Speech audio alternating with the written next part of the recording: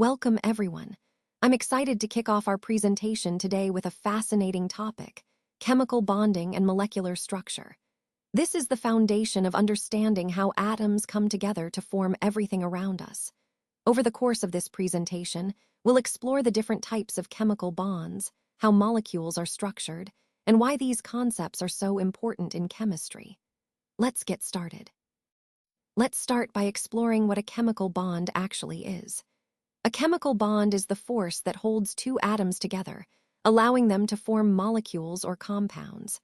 Understanding these bonds is fundamental because they determine the structure, properties, and reactivity of substances. Moving on, we'll look at the Causal-Lewis approach to chemical bonding. This theory emphasizes the role of valence electrons and the octet rule in forming stable bonds. It helps us visualize how atoms share or transfer electrons to achieve a full outer shell, which is key to understanding molecular structures. Next, we'll discuss the covalent bond. This type of bond involves the sharing of electron pairs between atoms. It's a common bonding mechanism, especially between nonmetals, and it leads to the formation of molecules with specific shapes and properties. Now, let's consider the electrocovalent bond and the octet rule together. An electrocovalent bond is a type of covalent bond where the sharing of electrons is unequal, resulting in polar molecules. The octet rule states that atoms tend to combine so they have 8 electrons in their valence shell, achieving a stable electronic configuration. Finally, we'll see how all these concepts connect to the overall theme of chemical bonding. Whether through sharing electrons in covalent bonds, transferring electrons in ionic bonds, or understanding the forces that hold molecules together, these ideas form the backbone of how we understand chemical interactions. Let's talk about what a chemical bond actually is. Essentially, it refers to the attractive forces that hold different constituents together. These can be atoms, molecules, or ions within various chemical species. Now, one common type of chemical bond is called a covalent bond. This is particularly interesting because it involves the sharing of electrons between two atoms. By sharing electrons, the atoms achieve a more stable arrangement, which is the foundation of many molecules we encounter in chemistry. Understanding covalent bonds helps us grasp how atoms combine to form the diverse substances around us, tying into the bigger picture of chemical interactions and molecular structure. Let's start by looking at Lewis symbols. In the formation of a molecule, only the outermost electrons, or what we call valence electrons, participate in chemical bonding. These are the electrons that are in the outermost shell of an atom. It's important to note that electrons in the s, p, and f orbitals generally do not take part in bonding, with the exception of electrons in the d orbitals, which do participate. Lewis proposed that atoms tend to achieve a stable octet, meaning 8 electrons in their outermost shell, when they form chemical bonds. When we look at simple molecules like H2 or F2, the bonds are formed through sharing electrons between the atoms. This sharing allows each atom to attain a more stable, full outer shell, which is essentially a stable octet. Now, moving on to the Causal-Lewis approach to chemical bonding, this model emphasizes that bonds are formed because atoms seek this octet stability through electron sharing or transfer. It helps us understand why atoms bond the way they do and provides a fundamental explanation for the structure and stability of molecules. Throughout this presentation, understanding these concepts helps us see the connection between atomic structure and the way molecules are formed, highlighting the importance of valence electrons in chemical bonding. Let's talk about the significance of Lewis symbols. The number of dots you see around the symbol actually represents the number of valence electrons for that element. This is important because it reflects the element's group valence, which is basically how many electrons are involved in bonding. Typically, the group valence of an element is either equal to the number of dots in its Lewis symbol, or, interestingly, 8 minus that number. Now, it's crucial to understand that Lewis symbols only show the valence electrons that participate in chemical bonding. That's why we call them valence electrons. They're the electrons involved in forming bonds, not the core electrons. This visual way of representing valence electrons helps us quickly grasp how elements tend to bond and interact, which is fundamental to understanding chemical reactivity and the overall behavior of elements in compounds. Let's look at how sodium and chlorine form NaCl. When sodium loses an electron, it becomes Na+, and chlorine gains an electron to become Cl-. This process is fundamental in forming ionic compounds. In the case of NaCl, the sodium atom, which originally has one electron in its 3s orbital, loses that electron. This results in a Na+ ion with a noble gas configuration resembling neon, Ni. Similarly, chlorine gains an electron, filling its 3p orbital, and becomes Cl-, achieving a stable octet configuration like argon R. The key here is that these ions are stabilized through electrostatic forces of attraction. Opposites attract, creating a strong ionic bond. This electrostatic attraction is what holds the ions together in a solid lattice. Now, in the periodic table, we see a clear separation. The highly electronegative halogens, like chlorine, are on one side, and the highly electropositive alkali metals, like sodium, are on the other. This arrangement facilitates electron transfer. Halogens gain electrons, becoming negatively charged, while alkali metals lose electrons, becoming positively charged. This electron transfer leads to the formation of ions that have stable noble gas electron configurations. For example, sodium loses its single 3s electron to achieve a neon-like configuration, and chlorine gains an electron to have a full octet, similar to argon. This concept ties directly into Causal's theories on chemical bonding, which emphasize the role of electron transfer and electrostatic attraction in forming ionic bonds. These theories help us understand how atoms achieve stability through ionic interactions, underpinning much of the chemistry behind compounds like NaCl. Let's explore the octet rule in more detail. According to this rule, atoms tend to combine in ways that give them a full octet in their valence shell, which means 8 electrons. They can do this either by transferring electrons from one atom to another or by sharing electrons through covalent bonds. This sharing or transfer helps each atom achieve a stable electron configuration, similar to noble gases. Now, when we talk about bonds formed due to electrostatic attraction between positive and negative ions, these are called electrocovalent bonds. The strength of this electrovalence, or the charge on the ion, corresponds to the number of unit charges present. In essence, the electrocovalent bond and the octet rule are closely linked because the goal of these bonds is to help atoms reach that stable octet configuration. This concept is fundamental to understanding how atoms combine to form molecules, which ties into the overall theme of chemical bonding and stability. This is a Cl-Cl bond. As we move forward, it's important to understand how these bonds form and what they represent. Langmuir refined the Lewis postulates by introducing the term covalent bond. A covalent bond is essentially formed when two atoms share electrons. This sharing occurs between their outer shells or subshells, creating a stable connection. The key idea here is that instead of transferring electrons, like in ionic bonds, atoms in covalent bonds share electrons to achieve stability. Recognizing this concept helps us understand the fundamental nature of molecular structures and chemical interactions. Covalent bonds are central to the chemistry of life and many materials around us, linking back to the overall theme of how atoms connect to form matter. Let's talk about the different types of bonding between electrons of two atoms. First, we have the single bond, which involves one pair of electrons or two electrons participating in bonding. Next is the double bond, where two pairs of electrons or 4 electrons are involved. And then there's the triple bond, where 3 pairs of electrons, totaling 6 electrons, take part in bonding. These 3 types, single, double, and triple, are the fundamental ways atoms share electrons to form stable connections. Understanding these is key because they influence the properties and reactivity of molecules. So, in essence, the number of electron pairs shared defines the strength and nature of the bond between two atoms. Now, let's talk about the important conditions of the Lewis dot structures. First, it's key to understand that each bond is formed when two atoms share an electron pair.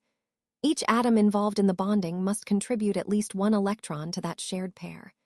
This sharing process allows the atoms to reach a more stable electronic configuration, specifically the outer shell noble gas configuration, which is really stable. It's also important to note that in many compounds, you'll find multiple bonds between atoms. These are double or even triple bonds, where 2 or 3 pairs of electrons are shared instead of just one.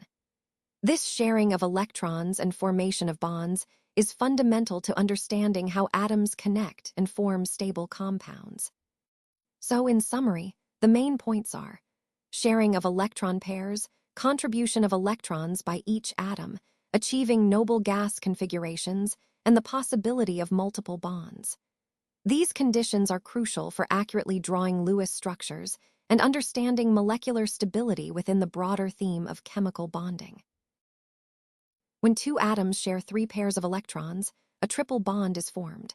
For example, in the N2 molecule, the 2 nitrogen atoms share 3 electron pairs, resulting in a very strong triple bond, which we write as N identical to N. Similarly, in the ethine molecule, also known as acetylene, the 2 carbon atoms share 3 pairs of electrons, creating a triple bond between them, shown as C identical to C. This sharing of 3 electron pairs is what makes these bonds particularly strong and stable. The diagram here highlights the different types of bonds, single, double, and triple, and how they influence the structure and properties of molecules. Understanding these bond types is crucial because they help us predict how molecules behave and react. So, when you see a triple bond, you know it's a very robust connection, often found in molecules like nitrogen gas and ethine, which are essential in both nature and industry. Now, after accounting for the shared pairs of electrons in single bonds, the remaining electron pairs are either used for multiple bonds or stay as lone pairs. The key idea here is that each bonded atom needs to have an octet of electrons, which is a very important rule in Lewis structures. In most cases, the least electronegative atom takes the central position in the molecule or ion. For example, in NF3 and CO2, you'll notice that nitrogen and carbon are the central atoms, while fluorine and oxygen are on the outside or terminal positions. Knowing the chemical symbols of the atoms involved and understanding the skeletal structure makes it easier to distribute the total electrons. You do this by sharing pairs between atoms in proportion to the number of bonds. When dealing with ions, remember that negative charges mean extra electrons. Each negative charge adds 1 electron. Conversely, positive charges mean electrons are missing.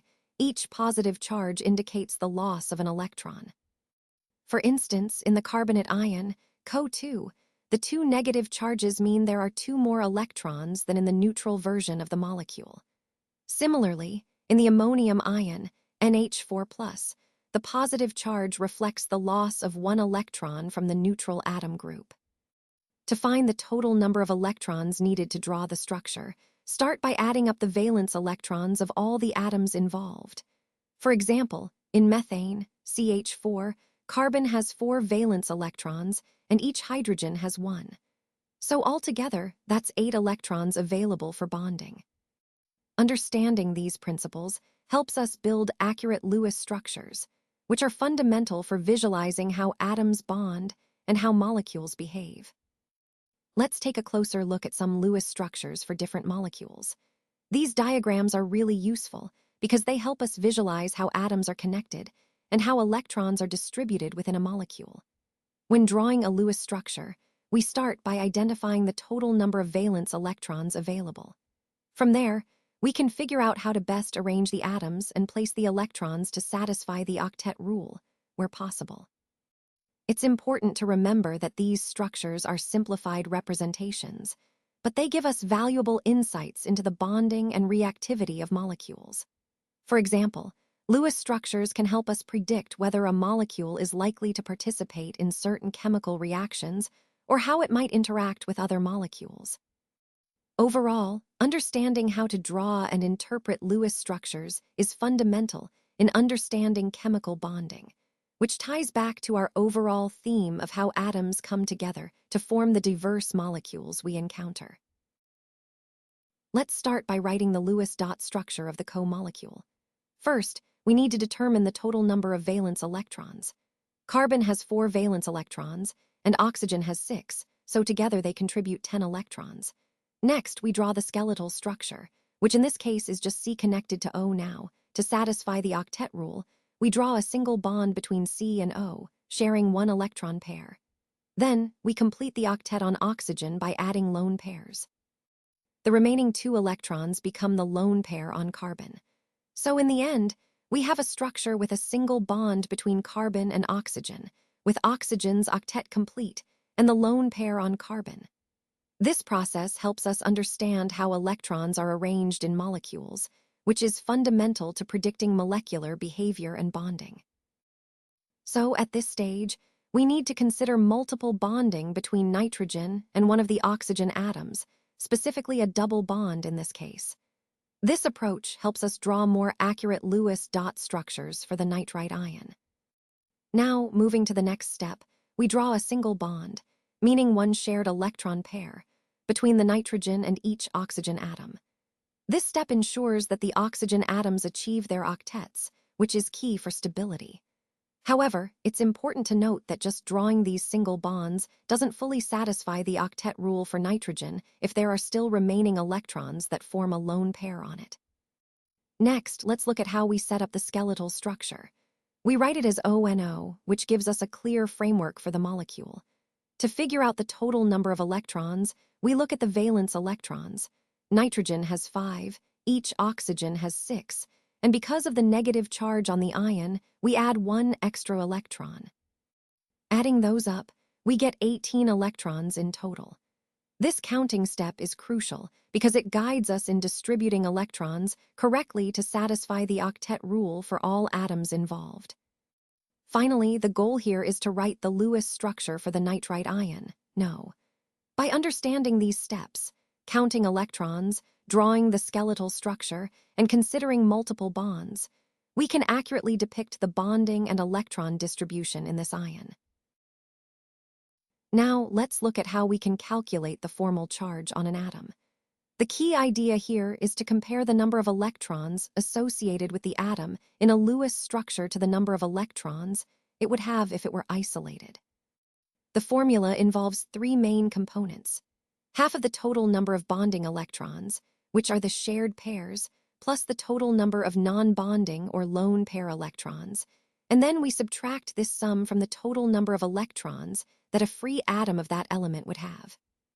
In simpler terms, formal charge is the difference between the valence electrons that an atom has when it's alone and the electrons assigned to it in the molecule. This helps us determine the most stable Lewis structure by minimizing the formal charges. So, to summarize, the formal charge on an atom is calculated by taking the valence electrons of the atom in its free state, subtracting the electrons assigned in the structure, which includes bonding electrons divided equally and lone pairs. Understanding formal charge is crucial because it guides us in drawing the most realistic and stable Lewis structures for molecules. It connects directly to the overall theme of predicting molecular stability and structure accurately. Let's talk about the formal charges in the ozone molecule. Generally, the lowest energy structure is the one with the smallest formal charges on the atoms.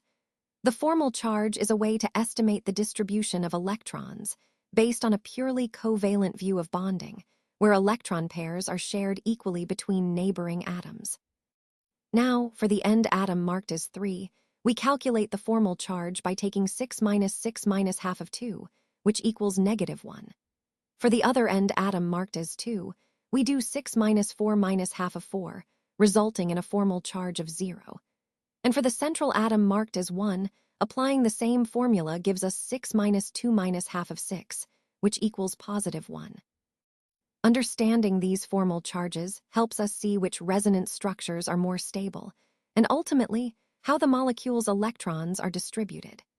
This concept of formal charges is essential as we analyze molecular stability and reactivity, especially in more complex molecules like ozone. Let's talk about the limitations of the octet rule. While it's true that the rule is based on the inertness of noble gases, it doesn't tell the whole story. For example, some noble gases like xenon and krypton actually form compounds such as ZF2, KrF2, and Z of 2, which shows that they can be more reactive than we might initially think. Additionally, the octet rule doesn't account for the shape of molecules or explain their stability in terms of energy. It's a simplified model that misses these important factors. Interestingly, sulfur also forms many compounds where the octet rule is obeyed, like sulfur dichloride, where sulfur has a full octet of electrons. Now, moving on to the expanded octet. Elements in or beyond the third period of the periodic table have access to d orbitals, specifically 3d orbitals, which means they can hold more than 8 electrons around the central atom. This results in what we call an expanded octet, seen in some compounds of these elements. Next, we have molecules with an odd number of electrons, such as nitric oxide, NO, and nitrogen dioxide, NO2 in these molecules. The octet rule isn't satisfied for all atoms because the total number of electrons can't be evenly distributed to give each atom a full octet. Lastly, there's the case of incomplete octets, where the central atom ends up with fewer than 8 electrons.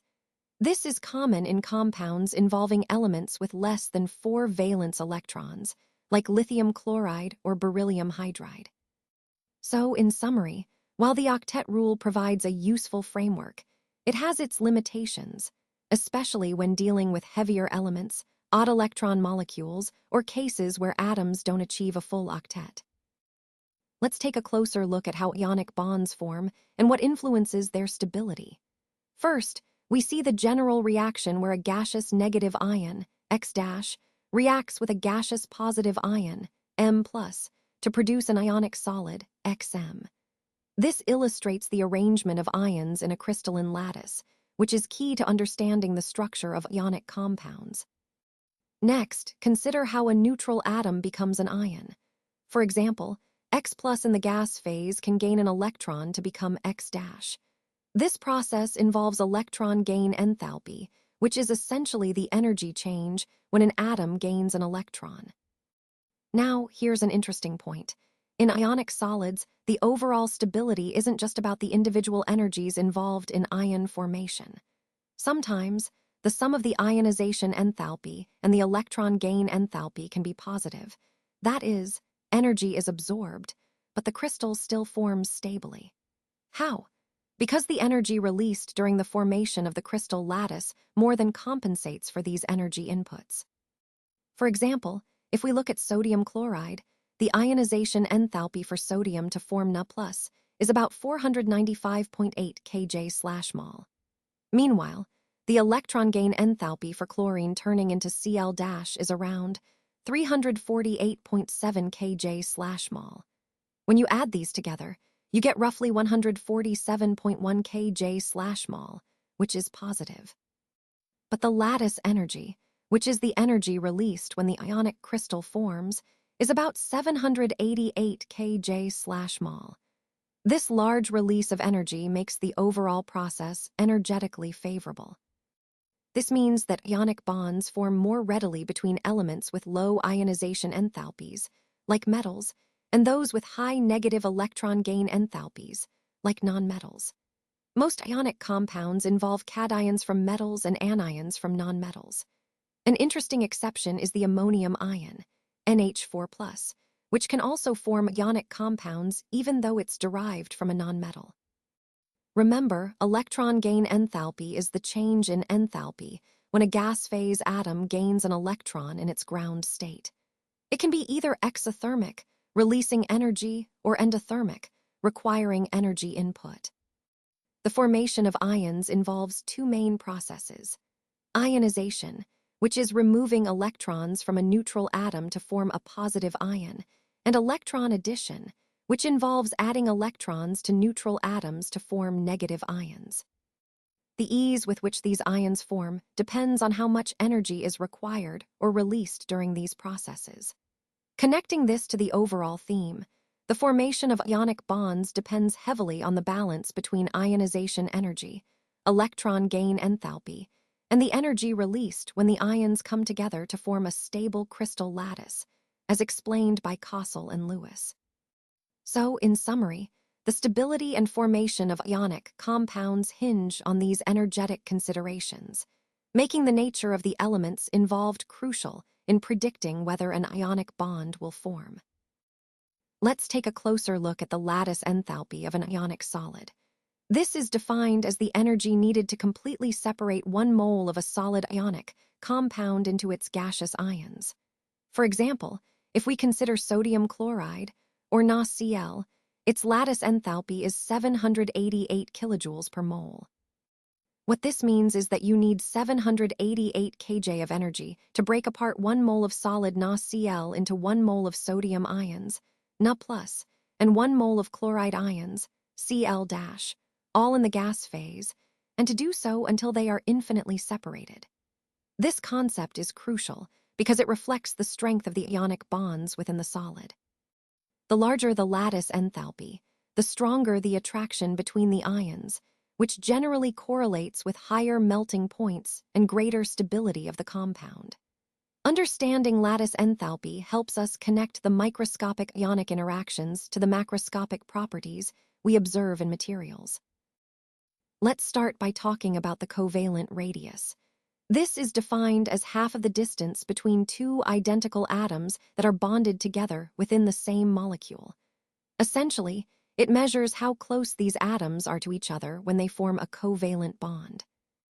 Now, the van der Waals radius, on the other hand, represents the overall size of an atom, including its valence shell, especially in situations where the atom is not bonded to anything else. So, while the covalent radius focuses on bonded atoms, the van der Waals radius gives us a sense of the atom's size in a more non-bonded context. Moving on to bond length, this is the equilibrium distance between the nuclei of 2 bonded atoms in a molecule. When we talk about covalent bonds, this bond length can be thought of as the sum of the covalent radii of the 2 atoms involved. The covalent radius is roughly measured as the radius of an atom's core that's in contact with the core of an adjacent atom in a bonded situation. So, understanding these distances helps us grasp the spatial arrangement within molecules, which is fundamental to understanding chemical structure and behavior. Let's talk about bond angles. This is the angle between the orbitals that contain the bonding electron pairs around the central atom in a molecule or complex ion. It gives us a good idea of how the orbitals are distributed around that central atom. And of course, this distribution directly influences the shape of the molecule or complex ion. For example, in water, the H-OH bond angle can be represented to help us visualize this concept.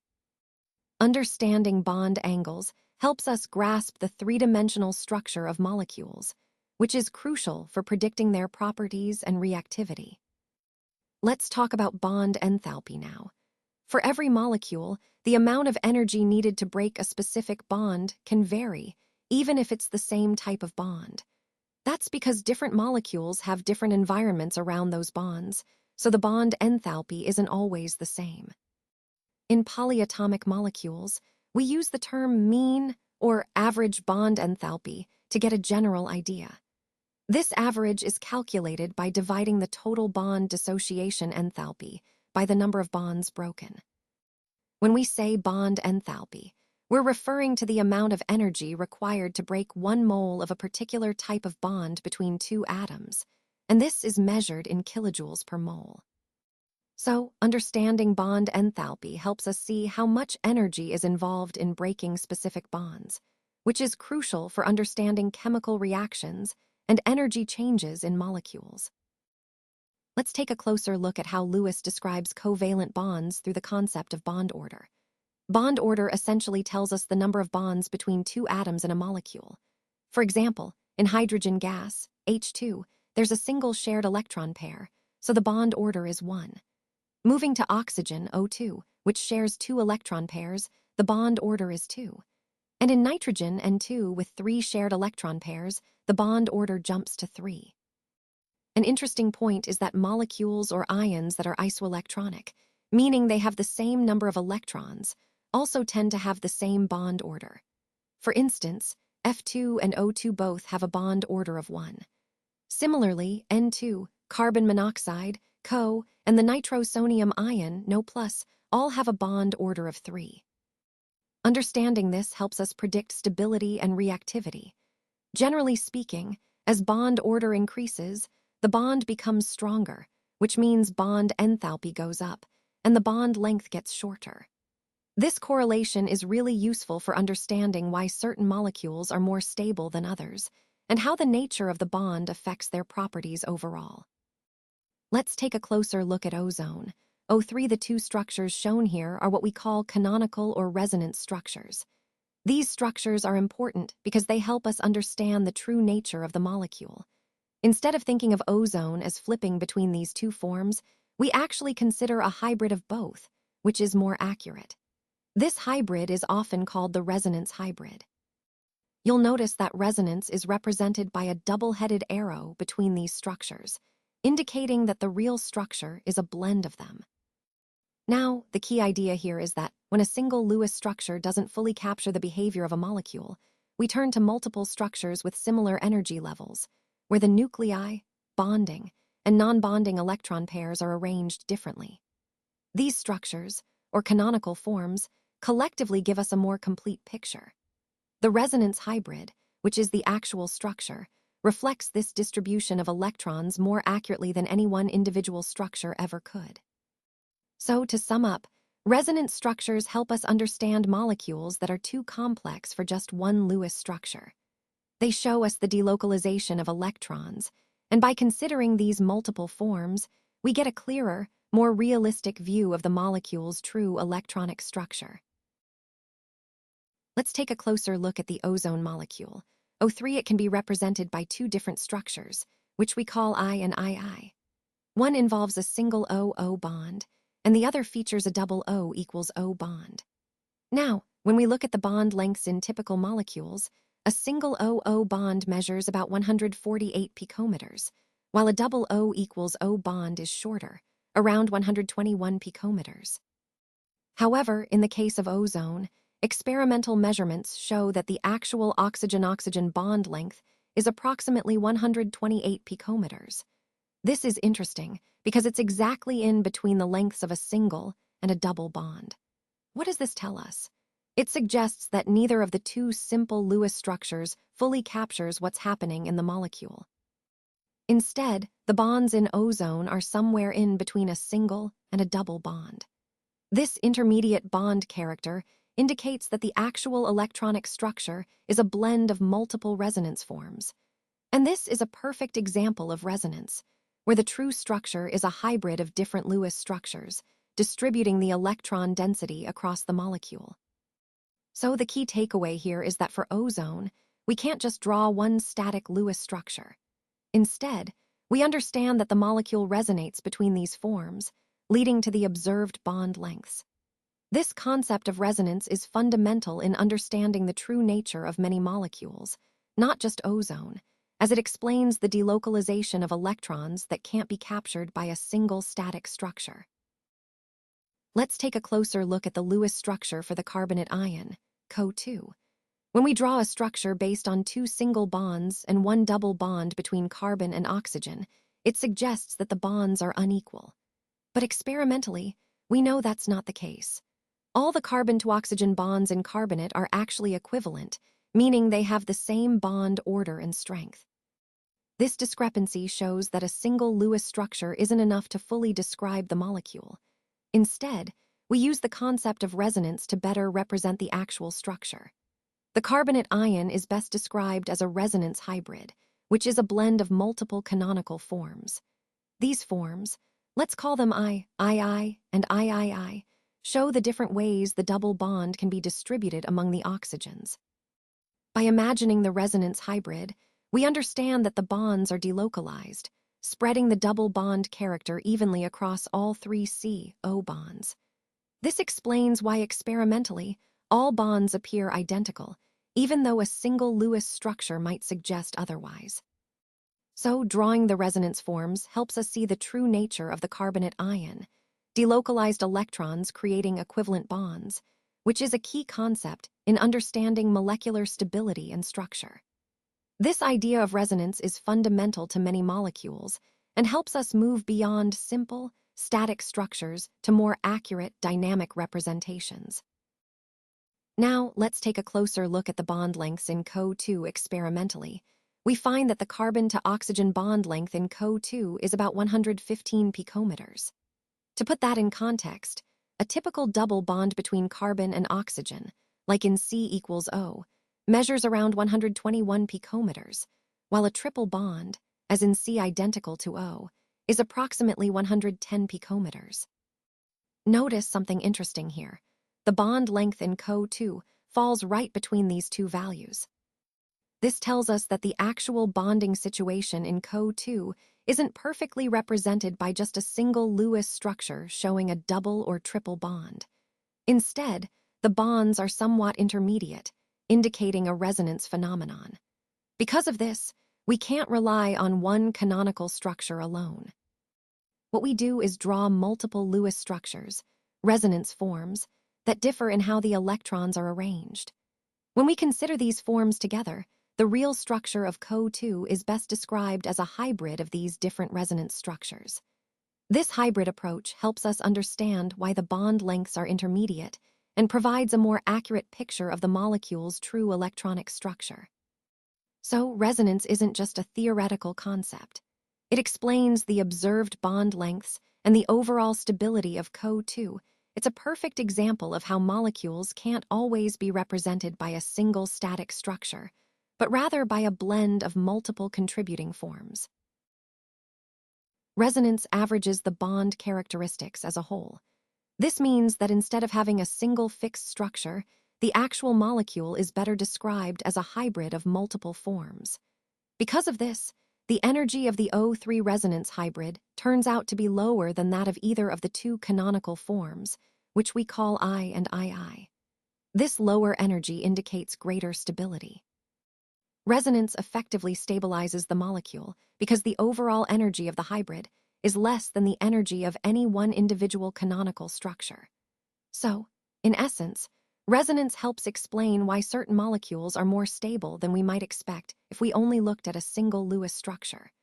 This concept is key to understanding how delocalized electrons contribute to molecular stability across many chemical systems. Let's examine an interesting case involving NH3 and NF3. Both molecules have a pyramidal shape with a lone pair of electrons on the nitrogen atom. Although fluorine is more electronegative than nitrogen, you'll notice that the dipole moment of NH3, which is 4.9 times 10 to the minus 30 coulomb meter, is actually greater than that of NF3, which is only 0.8 times 10 to the minus 30 coulomb meter. This might seem counterintuitive at first, but it makes sense when you consider the direction of the orbital dipole caused by the lone pair. In NH3, the orbital dipole aligns in the same direction as the overall dipole moment of the NH bonds, reinforcing it.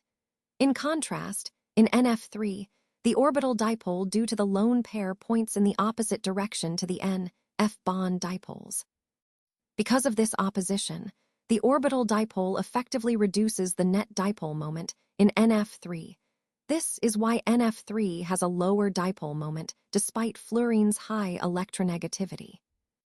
Now let's look at a simple case like BF3. Even though the B, F bonds are polar, with bond angles of 120 degrees, their bond moments cancel each other out, resulting in a zero overall dipole moment.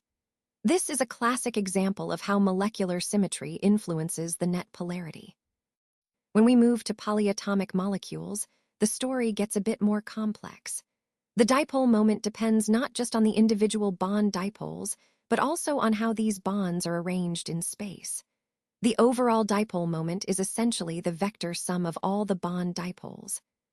Here's a useful visual, an arrow that indicates the direction of electron density shift within the molecule. Remember, the direction of the crossed arrow is opposite to the conventional dipole moment direction. In fact, dipole moment is a vector quantity, and in diagrams, We show it as a small arrow with its tail on the negative charge center and the head pointing toward the positive charge center. When representing the dipole moment in Lewis structures, we often use a crossed arrow, with the cross on the positive end and the arrowhead on the negative end. For example, in HF, the dipole moment is about 1 dBi, which equals 3.33564 times 10 to the minus 30 coulomb meters.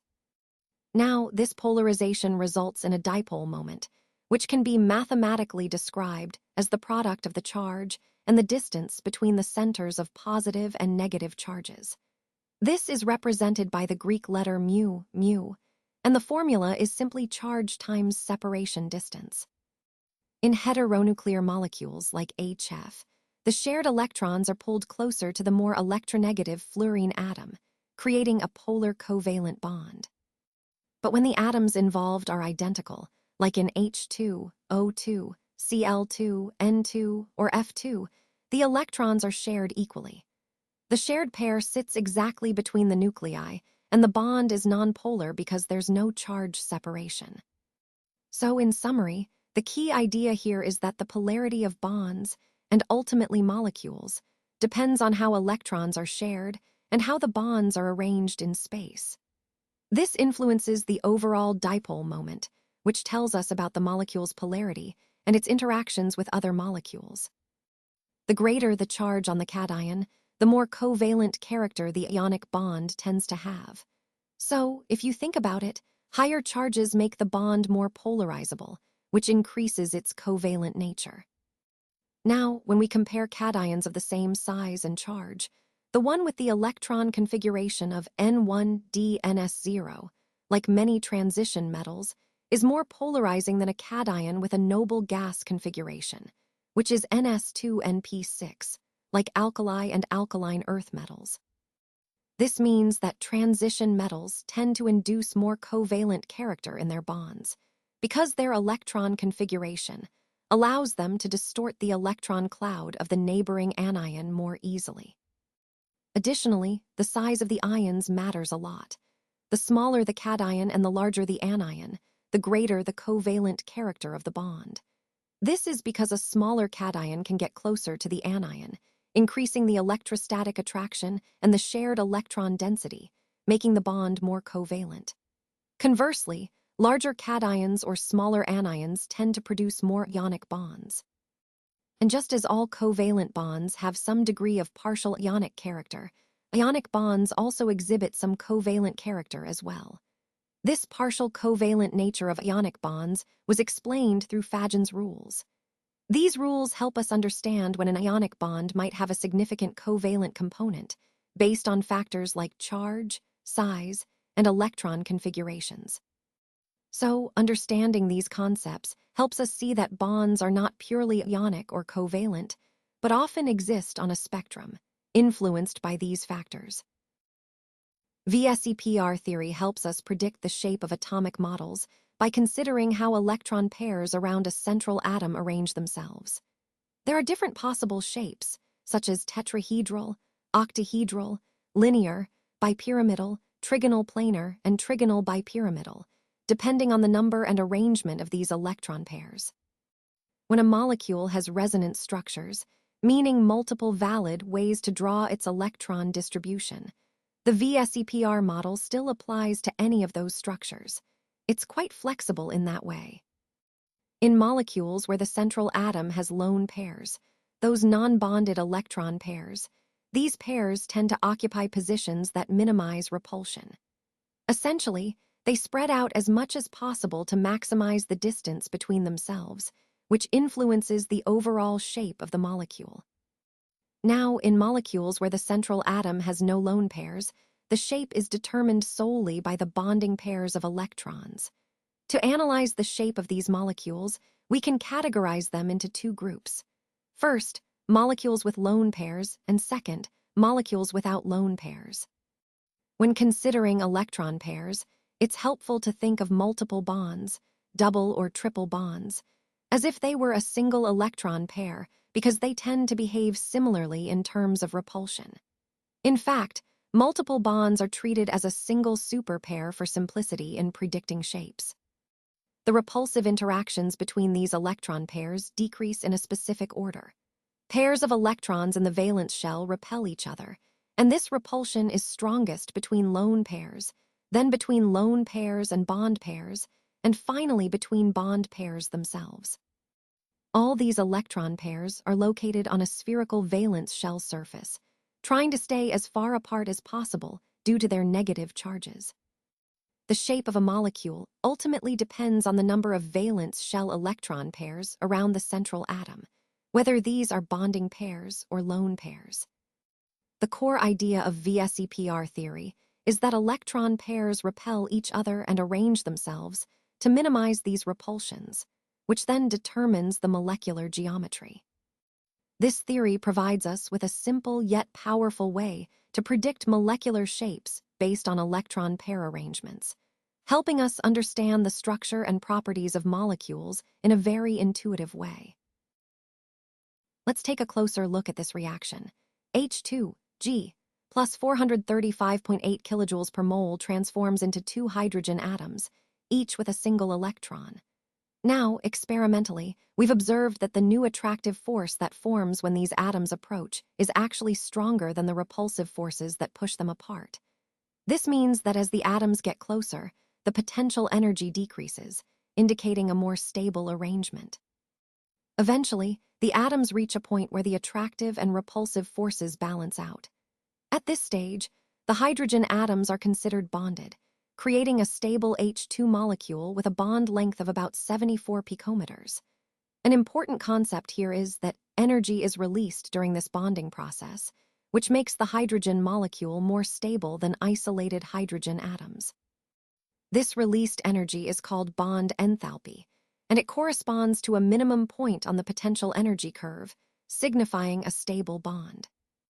Now, to understand this in terms of atomic interactions, consider the nuclei of 2 hydrogen atoms, Na and N1d66, and their electrons, Ea and E1d66.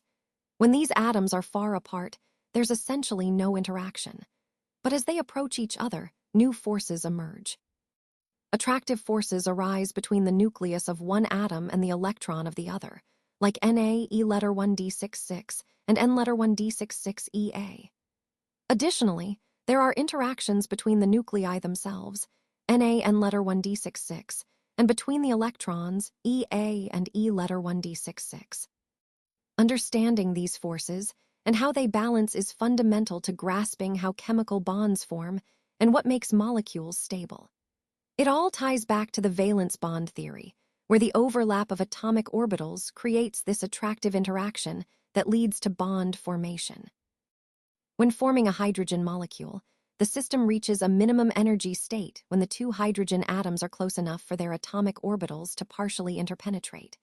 This process is known as overlapping of atomic orbitals. Essentially, what happens is that the atomic orbitals from each atom overlap, leading to the pairing of electrons. Now, the extent or degree of this overlap is crucial because it directly influences the strength of the covalent bond that forms between the 2 atoms. The greater the overlap, the stronger the bond.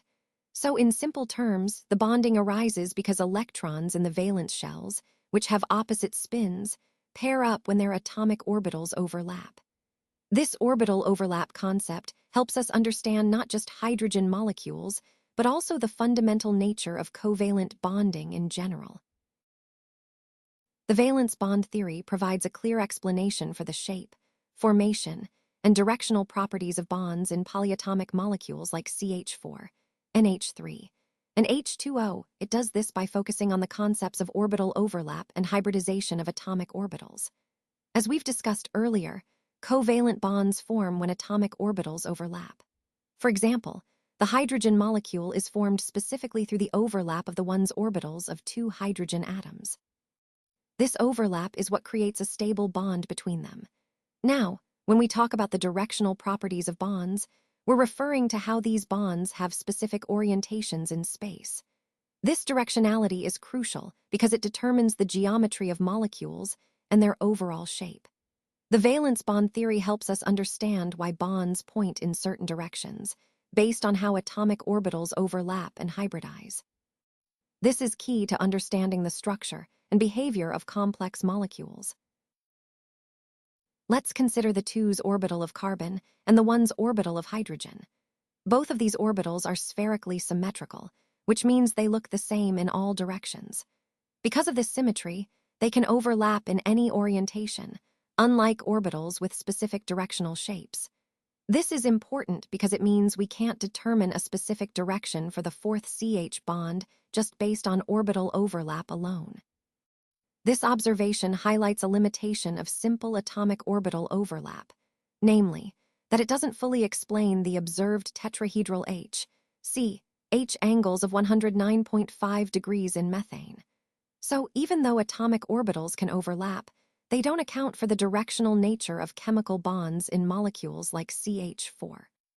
Now, let's focus on methane. CH4, the ground state electronic configuration of carbon, is He2's 22p2. When excited, it becomes He2's 12px12, p1d6712, p1d4671, where energy is absorbed to promote an electron. This energy transfer is offset when the orbitals of carbon overlap with those of hydrogen, releasing energy. Each carbon atom has 4 unpaired electrons in its atomic orbitals, which can overlap with the 4 hydrogen ones orbitals, each containing 1 electron. This overlap results in the formation of 4 CH bonds. But here's an interesting point. While the 3p orbitals of carbon are oriented at 90 degrees to each other, this would suggest that the H bond angles are also 90 degrees, which contradicts the actual tetrahedral angle of 109.5 degrees. This tells us that simple orbital overlap alone doesn't explain the real geometrical shape of molecules like methane. The shapes of molecules such as CH4, NH3, and H2O, tetrahedral, pyramidal, and bent, are influenced by more than just orbital overlap. Using valence bond theory, we can explore how these shapes arise based on orbital overlaps. When atomic orbitals from 2 atoms come close, their overlap can be positive, negative, or 0. This depends on the phase and orientation of the wave functions, which affects how bonds form and how molecules take their shapes.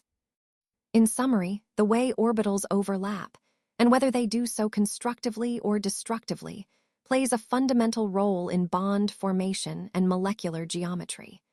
This is a key concept in understanding the structure and behavior of molecules. Now let's take a closer look at the different types of covalent bonds. When we talk about covalent bonds, we often classify them into 2 main categories: pi bonds and sigma bonds. Pi bonds, which are represented here as 2, are a bit more complex. They involve the sideways overlap of p orbitals and are usually found in double and triple bonds. Sigma bonds, on the other hand, are a single bond, shown here as 1, and result from the head-on overlap of orbitals. They form the strongest type of covalent bond and are the first bonds to form between 2 atoms. Understanding these distinctions helps us grasp the nature of molecular bonding and how atoms stick together to form different compounds. This classification is fundamental as it connects to the overall theme of how atomic interactions determine the properties of molecules. So let's talk about sigma bonds. A sigma-sigma bond is a type of covalent bond that is formed by the end-to-end, or head-on, overlap of bonding orbitals along the internuclear axis. Essentially, this means the orbitals overlap directly between the 2 nuclei, creating a strong and stable bond. Sometimes, we also refer to this as head-on overlap or axial overlap because of the way the orbitals align along the axis connecting the 2 atoms. Understanding sigma bonds is crucial because they form the foundation of single bonds and are involved in the bonding of more complex molecules as well. This concept ties into our broader discussion of how atoms connect and share electrons to create stable structures. When there is overlap, the orbitals undergo overlapping, and hence sigma bonds are formed. So you might wonder, when exactly do sigma bonds form? Well, they form when atomic orbitals, like s orbitals or certain hybrid orbitals, overlap directly along the axis that connects 2 nuclei. This direct overlap creates a strong, stable bond. It's important to remember that this overlap has to be along the internuclear axis for a sigma bond to form. This concept ties into our overall understanding of how atoms bond and build molecules. Recognizing when sigma bonds form helps us predict molecular structures and their properties, which is fundamental in chemistry. Now let's look at the different types of sigma overlaps. First, we have pp overlapping, which occurs when the half-filled p orbitals of two approaching atoms come into contact. This kind of overlap is essential because it helps form strong sigma bonds between atoms. Next, we see sp overlapping. This happens when a half-filled s orbital of one atom overlaps with a half-filled p orbital of another atom. It's a bit more versatile, allowing for different bonding arrangements depending on the atomic orbitals involved. Finally, there's ss overlapping, where two half-filled s orbitals directly overlap along the internuclear axis. This type of overlap is symmetrical and straightforward, often seen in simple molecules like hydrogen. Overall, understanding these types of overlaps helps us grasp how sigma bonds form and how the shape and strength of molecules are determined. Each overlap type plays a crucial role in the bonding process, contributing to the stability and properties of compounds. Now let's look at how pi bonds are formed.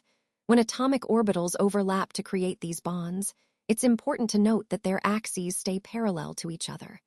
At the same time, they remain perpendicular to the line connecting the two nuclei, which we call the internuclear axis. This sidewise overlap results in what we call pi bonds. The orbitals involved form these characteristic saucer-shaped clouds of negative charge, positioned above and below the plane of the atoms participating in the bond. These clouds represent the regions where electrons are most likely to be found in pi bonds, highlighting how the electrons are shared in a side-to-side manner rather than directly between the nuclei. This sidewise overlap and the resulting electron cloud distribution are key to understanding the nature of pi bonds and their role in molecular structure. Basically, the strength of a bond depends upon the extent of overlapping. In the case of sigma bonds, the overlapping of orbitals takes place to a larger extent. Hence, they are stronger compared to the pi bonds, where the extent of overlapping occurs to a smaller extent. Furthermore, the formation of multiple bonds between two atoms of a molecule involves one sigma bond and one or more pi bonds. Let's consider an example to understand hybridization better. When 1,2s and 3,2p orbitals of a carbon atom hybridize, they combine to form four new equivalent orbitals called sp3 hybrid orbitals. These hybrid orbitals are crucial because they enable carbon to form the stable bonds we see in organic molecules. Now, this concept of hybridization was introduced by Linus Pauling, a Nobel laureate, who described how atomic orbitals mix to create new, hybrid orbitals. Unlike the original pure orbitals, these hybrid orbitals are used directly in bond formation, making them more suitable for bonding purposes. The process of hybridization involves the intermixing of orbitals with slightly different energies. This intermixing redistributes their energies, resulting in a new set of orbitals that are all equivalent in energy. This equivalence allows for a more uniform and stable bonding framework, which is fundamental in understanding molecular shapes and bonding patterns. So, in summary, hybridization is about combining atomic orbitals to produce a set of equivalent, hybrid orbitals that facilitate bonding in molecules, especially in organic chemistry. This concept helps us explain the geometry and bonding properties of molecules more accurately. These hybrid orbitals are directed in space in some preferred direction to minimize repulsion between electron pairs, and thus ensure a stable arrangement. So, the way these orbitals are oriented helps reduce the repulsion between electrons, making the molecule more stable. Because of this, the type of hybridization actually indicates the geometry of the molecules, meaning, if you know the hybridization, you can predict the shape of the molecule. Now, these hybrid orbitals are more effective in forming stable bonds compared to pure atomic orbitals. That's because hybridization creates orbitals that are better suited for bonding, leading to stronger and more stable connections. An important point to remember is that hybridized orbitals are always equivalent in energy and shape. This uniformity helps explain why bonds form so effectively and predictably in hybridized molecules. And finally, the number of hybrid orbitals created is always equal to the number of atomic orbitals that get hybridized. So, if two atomic orbitals combine, you end up with two hybrid orbitals, and so on. To sum up, hybridization is a key concept because it helps explain molecular shapes, bond strength, and stability through these effective and equivalent hybrid orbitals. Let's now look at some important points about hybridization. First, it is not necessary that only half-filled orbitals participate in hybridization. In fact, sometimes even filled orbitals of the valence shell can take part in the process. This is a key concept because it shows that the participation of orbitals isn't limited to just the half-filled ones. Next, the orbitals that undergo hybridization should have almost equal energy. This energy similarity is important because it ensures the orbitals can combine effectively to form hybrid orbitals with the right properties. Another point to note is that promotion of electrons, which is often discussed in atomic theory, is not always an essential condition for hybridization. This means hybridization can occur without necessarily promoting electrons to higher energy levels beforehand. Finally, it's important to remember that the orbitals involved in hybridization are those present in the valence shell of the atom. These are the orbitals that participate directly in bonding and molecular formation. All these conditions help us understand the flexibility and specific requirements for hybridization, which in turn helps explain how atoms form stable and diverse molecules. Now, let's talk about this specific type of hybridization, which involves mixing one s orbital with one p orbital. This process creates two equivalent sp hybrid orbitals. The orbitals that are suitable for sp hybridization are the s orbital and the p orbital aligned along the z-axis, which we denote as PL. When these combine, each sp hybrid orbital ends up having 50% s character and 50% p character. This configuration is particularly important because if the central atom is sp hybridized and connected directly to two other atoms, the resulting molecular shape is linear. This is a key concept, especially when understanding molecular geometry. This hybridization is also known as diagonal hybridization, highlighting how the s and p orbitals are mixed along a diagonal axis. Recognizing this helps us understand how atoms bond and arrange themselves in molecules with linear shapes. Let's take a closer look at BCl2 and its electronic configuration. The ground state electronic configuration of beryllium is 1s 2 2s 2. Now, when beryllium forms a bond, it can be in an excited state where one of those 2s electrons gets promoted to a vacant 2p orbital. This promotion helps explain its bivalency, or ability to form two bonds. Next, we see that one 2s orbital and one 2p orbital hybridize to form two sp hybridized orbitals. These hybrid orbitals are special because they are oriented at a 180-degree angle, meaning they lie straight opposite each other. This linear arrangement is crucial because it determines how B interacts with other atoms. Each of these sp hybridized orbitals overlaps with a 2p orbital of chlorine axially, leading to the formation of two sigma bonds between beryllium and chlorine atoms. This overlap is essential for the stability of the molecule. As an example of sp hybridization, think of molecules like BCl2, where this linear geometry directly results from the sp hybridization process. Understanding this hybridization helps us see how molecular geometry and bonding behavior are interconnected, fitting into the broader theme of how atomic orbitals influence molecular structure. Now, in the excited state, one of the 2s electrons gets promoted to a vacant 2p orbital. This leads to boron having 3 unpaired electrons. These 3 orbitals, 1 2s and 2 2p, then hybridize to form 3 sp2 hybrid orbitals. These hybrid orbitals arrange themselves in a trigonal planar shape, which is important because it determines the overall geometry of the molecule. These 3 sp2 hybrid orbitals overlap with the 2p orbitals of chlorine atoms, creating 3 B Cl bonds. As a result, in BCl3, The molecular geometry is trigonal planar, and the bond angles between chlorine atoms are approximately 120 degrees. It's also key to understand that in this hybridization process, one s orbital and two p orbitals combine to form three equivalent sp2 hybrid orbitals. For example, the ground state electronic configuration of boron in BCl3 is 1s22s22p1, but when it hybridizes, these orbitals mix to form the hybrid orbitals that facilitate bonding.